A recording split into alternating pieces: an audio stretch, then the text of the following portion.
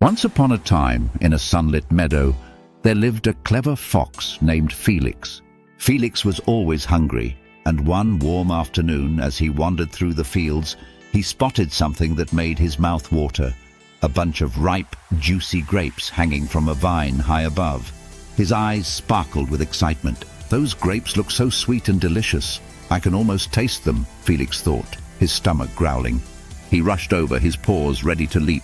With all his might, Felix jumped up, but the grapes were just out of reach. He tried again, stretching his legs as far as he could, but no matter how hard he leaped, the grapes remained too high. He panted, his legs tired, but Felix wasn't ready to give up. He jumped again and again, each time with more determination. But no matter what, he couldn't reach the grapes. After a while, Felix began to feel his frustration rise. His paws ached and his spirits sank. "Why can't I get those grapes?" he muttered, his face twisted with disappointment. Finally, exhausted and defeated, Felix stopped jumping. He sat on the ground and looked up at the grapes one last time. The grapes were still hanging there, just out of reach, teasing him. Felix took a deep breath, wiped his brow and sighed.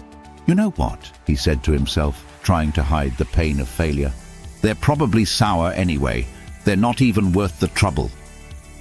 With a flick of his tail, Felix turned away and walked off into the woods, pretending not to care about the grapes anymore. But deep down, Felix knew the truth. He wanted those grapes, and it hurt to admit that sometimes we can't always have what we desire, no matter how hard we try.